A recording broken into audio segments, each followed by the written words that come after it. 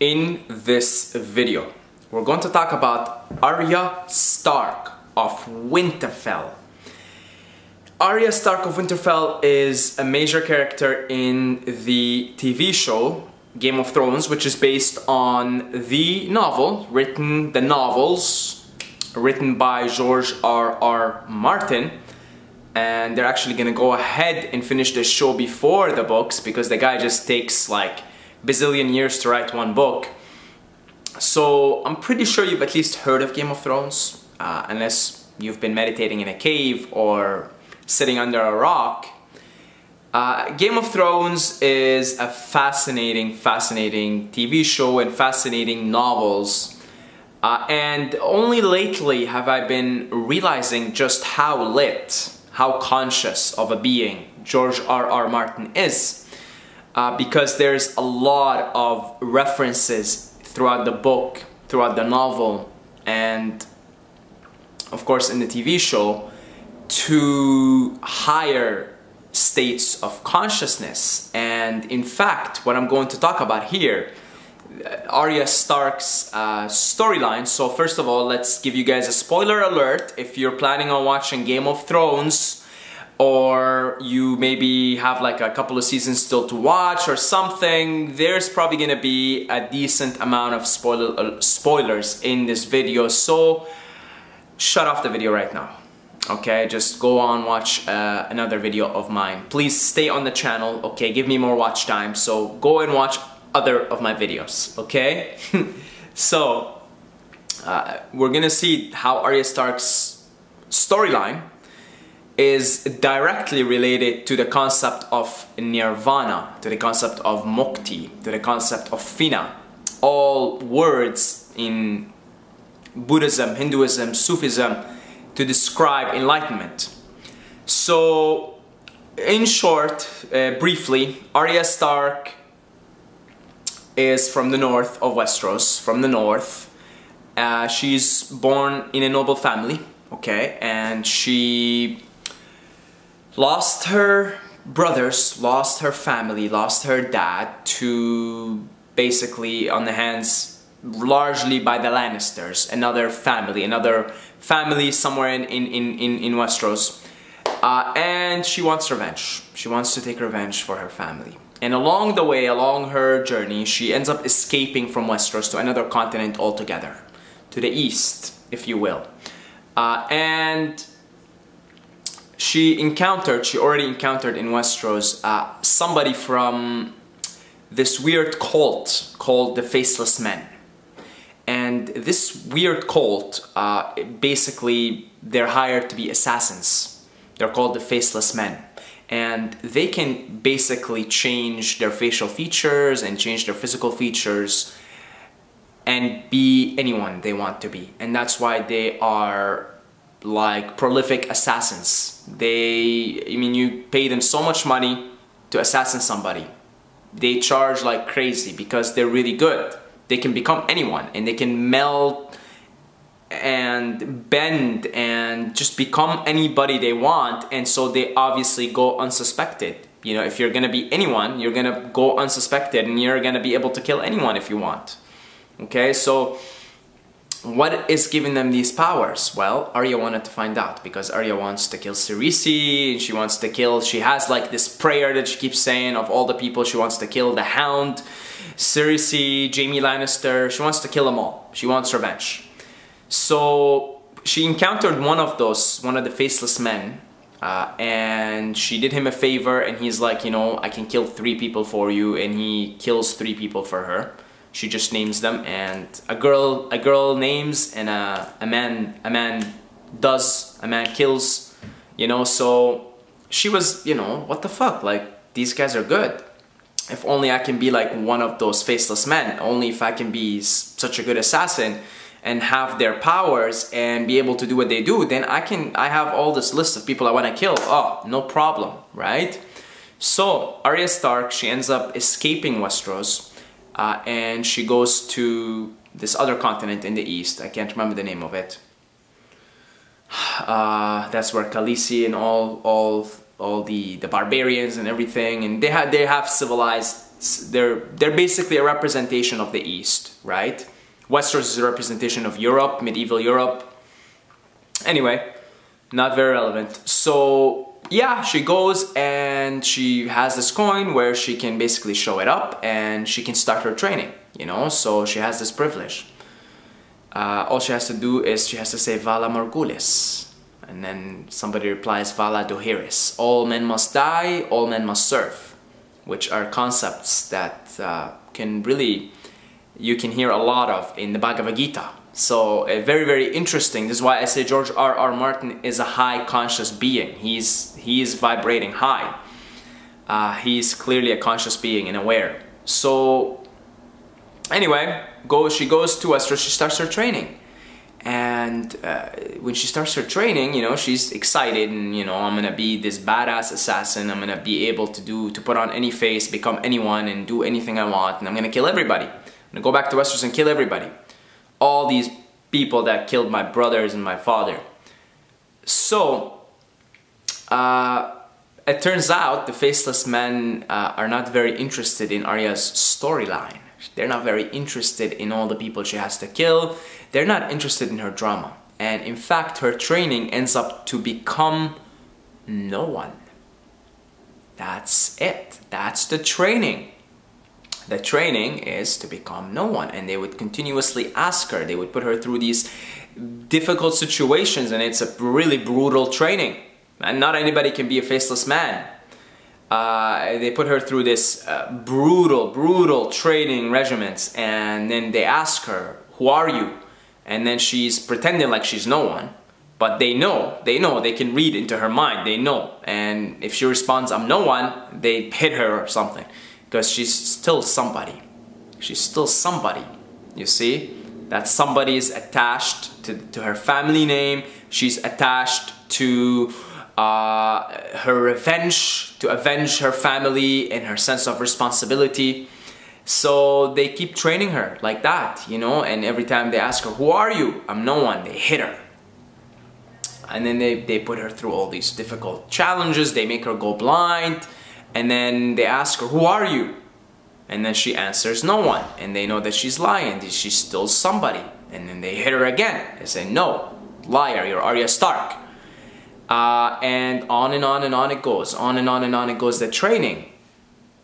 And long story short, at the end of it, she gets closer.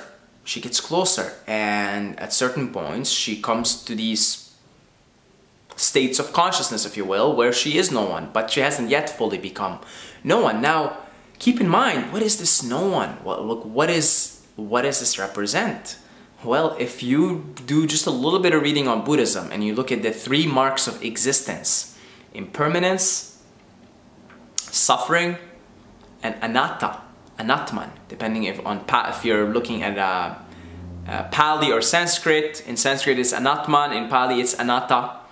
And that's the concept of no self. That's the concept that you are who you think you are. It's just you're a result of the 5 aggregates. Mental, physical, you know, these 5 aggregates. And that's who you are.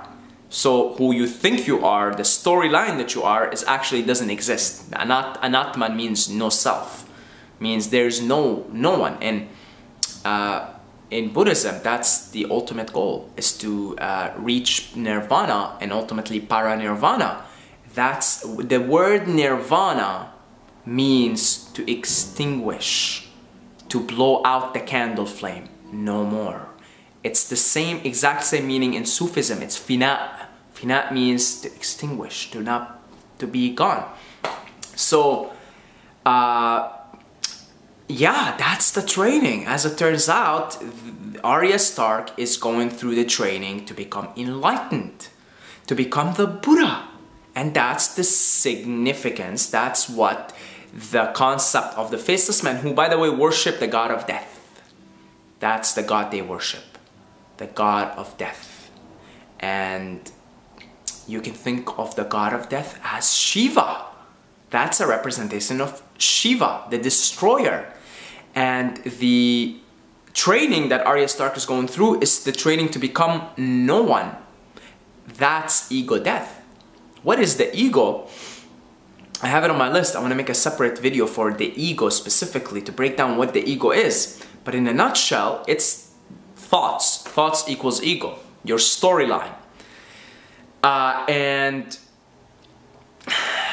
Arya, and when you experience ego death, if you've ever experienced ego death, there is no thoughts. It's it's a state of being. You see, there's no thoughts. That's ego death. Ego death is you empty your mind. Be like water. Be formless. Be shapeless. Bruce Lee, right? The concept of emptiness is, you know, if you look into any noteworthy ancient mystic teaching, you will see the concept of emptiness being discussed there. So it's the same thing in the Tao Te Ching. There is a line from the Tao Te Ching. My mind, I'm an idiot. My mind is so empty. You know, emptiness, nobodiness, no thoughts, no storylines of who you are, attachments, essentially. So Arya Stark goes through the training to become no one, the training to become enlightened, to let go of her past story and just be here now. Because if she is here now, there's no storyline, there's no revenge, there's no Arya Stark, there are just actions and things happening. And she could actually go and take revenge for her family, but not from a place of I am Arya Stark, but from a place of it's what's happening through me. You see, it's very tricky, very tricky. So anyway, as she goes through the training, she's obviously getting a lot of skills, and at the end of the season, she's able to see without seeing, blindfold. Which is, by the way, that's cities. You know, there are people in India, kids in India, who can see with a blindfold on because they've trained that ability. Again, the more you actually analyze like Game of Thrones and the storyline and the plot, you realize George R.R. Martin is a high being. He's a conscious being. Okay, he's not just writing for you know, entertainment, although very entertaining, but he's conscious, he's aware.